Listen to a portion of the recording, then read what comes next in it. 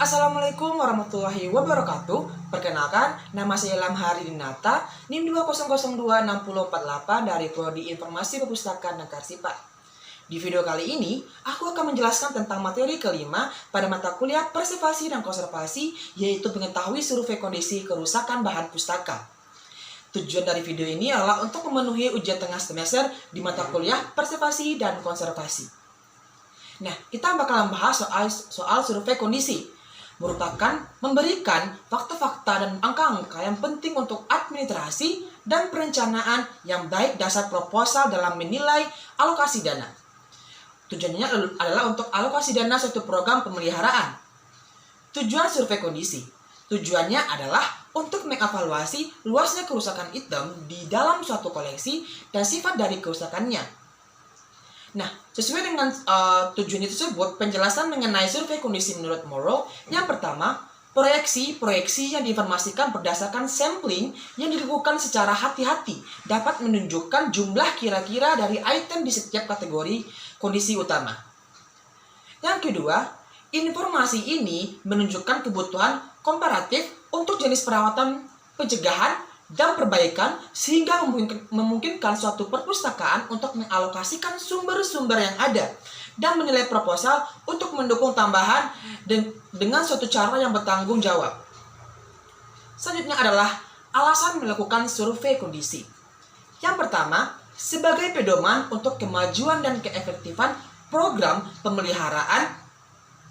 Yang kedua adalah meningkatkan kesadaran terhadap pemeliharaan koleksi. Selanjutnya adalah pertanyaan utama yang ditanyakan pada survei kondisi terbagi dalam dua.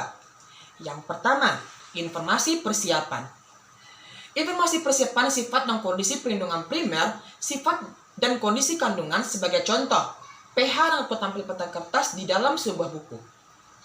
Yang kedua adalah survei kondisi di negara-negara beriklim tropis. Yang pertama adalah Selandia Baru pada tahun 1963. Survei ini meneliti surat kabar Selandia Baru yang diterbitkan sebelum tahun 1940.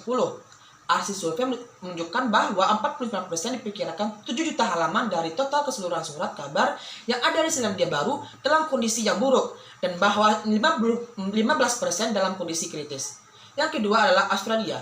Hasil dari survei ini ditemukan bahwa Hasil dari survei ini ditemukan bahwa dari jumlah serta keseluruhan koleksi penelitian perpustakaan di Universitas Kepustakaan Sydney, ditemukan bahwasanya sebanyak 12,3% koleksi dicetak dalam kondisi kertas yang rapuh, dan 73,1% dicetak dengan menggunakan kertas dengan keasaman yang tinggi.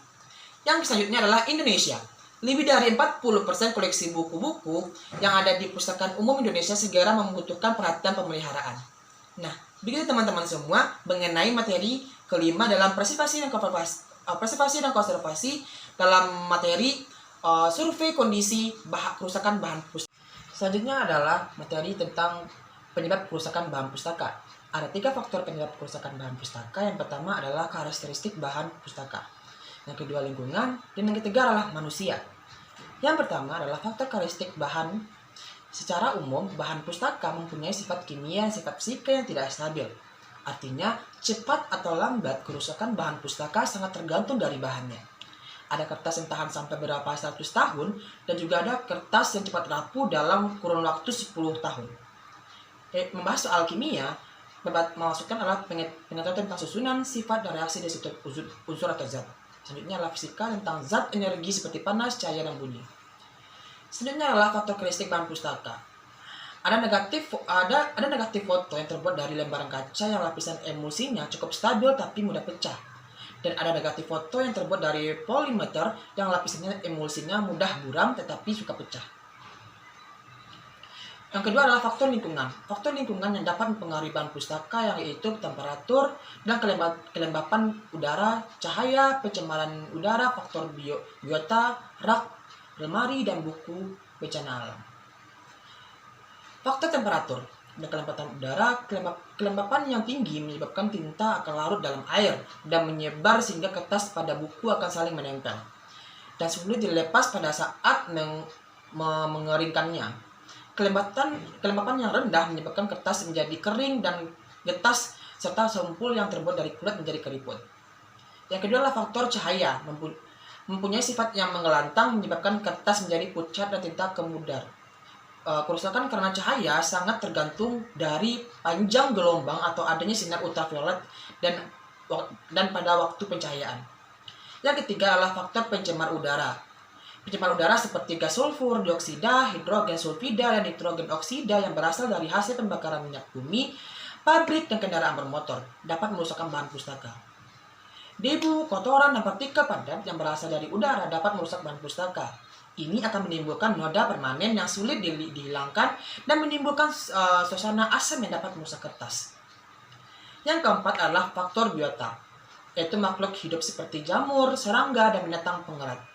Jenis serangga yang biasa menyerang buku yaitu kecoa, silverfish, bookfish, bookworm, dan rayap. Yang kelima adalah faktor rak dan lemari buku. Rak dan lemari buku yang tidak memenuhi standar dapat merusak bahan pustaka seperti ukuran yang tidak sebanding dengan ukuran buku, material atau bahan untuk rak atau lemari seperti besi mudah berkarat, kayu dilapisi pelitur dapat merusak bahan pustaka. Yang keenam adalah faktor bencana alam, seperti kebanjiran, gempa bumi, kebakaran, dan kerusakan dapat memusnahkan bahan pustaka dalam waktu singkat. Yang ketiga adalah faktor penyebab manusia. Penyebab terbesar pengaruhnya bagi kerusakan bahan pustaka adalah manusia. Peran manusia terhadap kerusakan bahan pustaka dapat terjadi secara langsung maupun tidak langsung. Kita bahas satu-satu kerusakan yang langsung. Antara lain, yang pertama adalah pemilihan dan penggunaan kertas, meliputi pemilihan mutu kertas, kondisi penyimpanan, penjilidan, dan seringnya pemakaian atau dipinjamkan. Selanjutnya adalah kerusakan yang tidak langsung. Sambungannya adalah kedua adalah pemilihan dan penggunaan tinta. Pemilihan tinta untuk menulis bahan pustaka, tinta yang mengandung zat besi mengandung asam dapat berubah warna menjadi coklat, kekuningan pada daerah tulisan kertas berlubang seperti terbakar. Yang ketiga adalah senyawa kimia.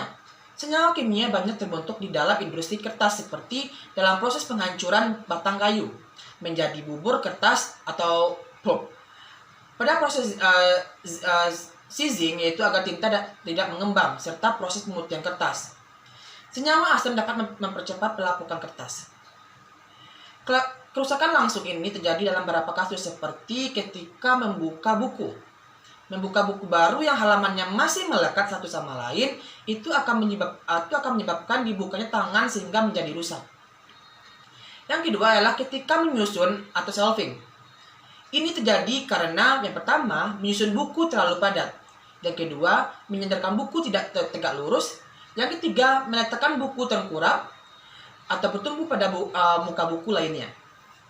Cara membawa atau membungkus yang tidak benar.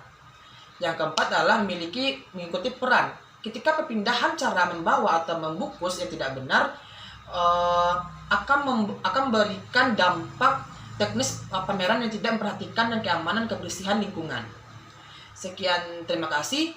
Itulah video mengenai ujian tengah semester saya untuk mata kuliah preservasi dan konservasi.